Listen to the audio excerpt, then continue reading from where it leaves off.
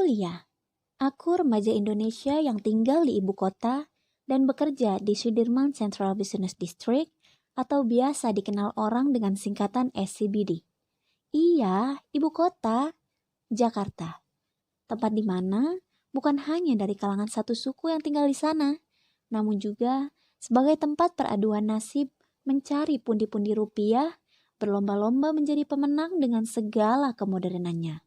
Juga diisi dengan gedung-gedung yang menjulang tinggi. Berdasarkan data terbaru dari Dinas Kependudukan dan Pencatatan Sipil, jumlah penduduk daerah khusus Ibu Kota Jakarta tahun 2019 mencapai angka 11.063.324 jiwa. Jumlah ini sudah termasuk warga negara asing sebanyak 4.380 jiwa.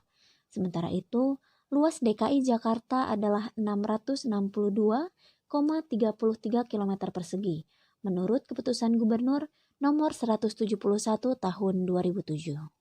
Yang berarti, kepadatan penduduk DKI Jakarta saat ini mencapai 16.704 jiwa per kilometer persegi. Bila kita keluarkan Kepulauan Seribu dari perhitungan, maka kepadatan penduduk DKI Jakarta di wilayah perkotaan menjadi 16.880 jiwa per kilometer persegi. Bandingkan dengan kepadatan penduduk Indonesia yang hanya 141 jiwa per kilometer persegi. Secara administrasi, Provinsi DKI Jakarta terbagi menjadi 5 wilayah kota madya dan 1 kabupaten administrasi, yaitu Jakarta Pusat dengan luas daratan 47,90 km persegi, Jakarta Utara dengan luas daratan 154,01 km persegi, Jakarta Barat dengan luas daratan 126,15 km persegi, Jakarta Selatan dengan luas daratan 145,73 km persegi, Jakarta Timur dengan luas daratan 187,73 km persegi, dan Kabupaten Administrasi Kepulauan Seribu.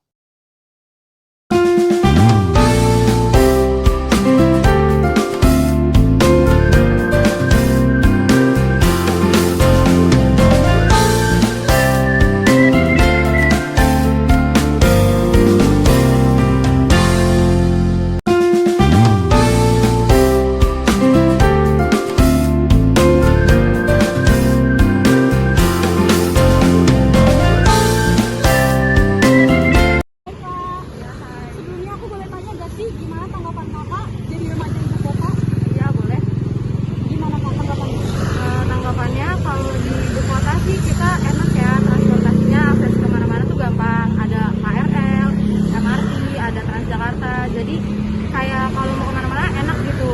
Nah tapi yang jadi permasalahannya biaya di ibu kota tuh tinggi gitu. Makasih ya Kak tanggapannya. Lihatlah, begitu banyak gedung-gedung menjulang tinggi di ibu kota, siapapun akan terpesona dengan kemodernan kota ini. City light ketika malam hari yang indah, siang hari meskipun panas terik matahari, tetapi banyak gedung-gedung cantik yang membuat teduh melihatnya. Sungguh indah dan modern bukan? Ibu kota Indonesia, Jakarta.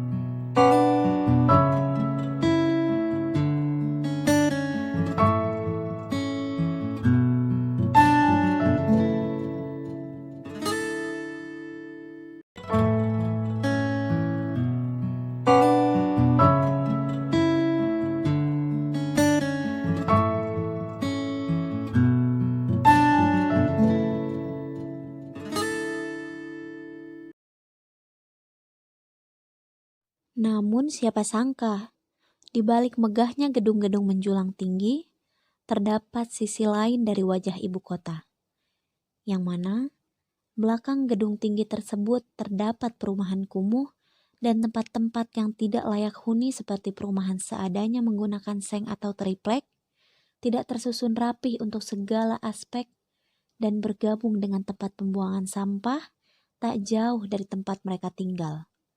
Sering tercium bau tak sedap dari kali kotor atau tempat pembuangan sampah. Kawasan kumuh adalah kawasan dengan tingkat kepadatan populasi tinggi di sebuah ibu kota, yang umumnya dihuni oleh masyarakat miskin. Kawasan kumuh dapat ditemui di berbagai kota besar di dunia, termasuk ibu kota Jakarta. Kawasan kumuh umumnya dihubung-hubungkan dengan tingkat kemiskinan dan pengangguran yang tinggi.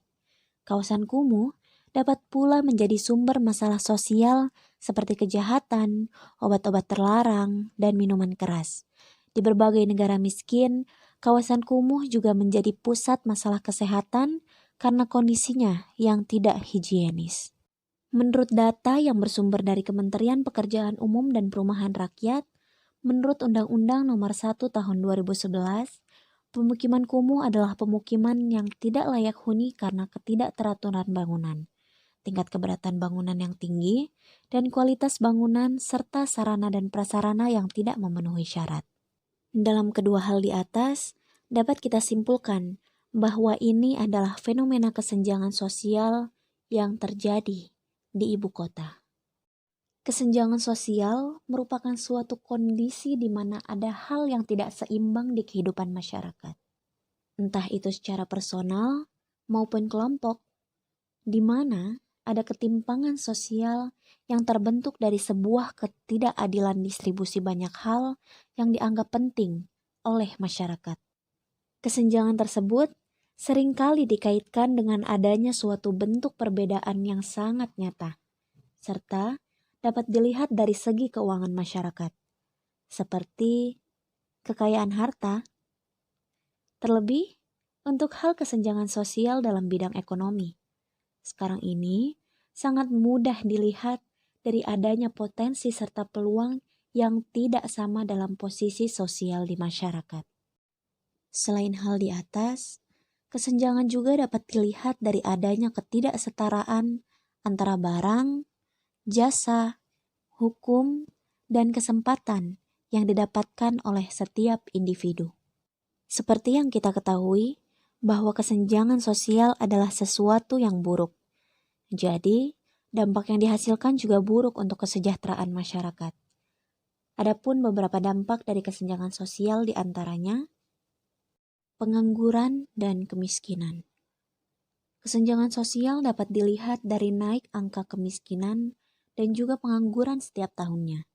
Jika di suatu negara sudah didominasi oleh masyarakat yang miskin dan pengangguran, maka pendapatan negara tersebut sudah pasti sangat rendah. Selanjutnya, maraknya kasus kejahatan. Tingginya kasus kejahatan sejalan dengan tingginya tingkat kesenjangan sosial yang terjadi. Hal ini tentu tidak jauh dari permasalahan ekonomi atau keuangan. Seperti yang kita ketahui, bahwa ekonomi adalah salah satu faktor terbesar yang bisa membuat seseorang melakukan tindak kejahatan. Ya, begitulah.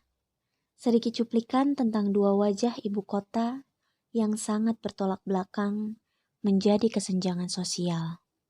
Segala sesuatu yang nampaknya indah, belum tentu semuanya indah. Begitupun sebaliknya. Kita hanya perlu mensyukuri apa yang telah kita genggam dan hidup seadil-adilnya. Dari aku, Lia, sang penghuni ibu kota.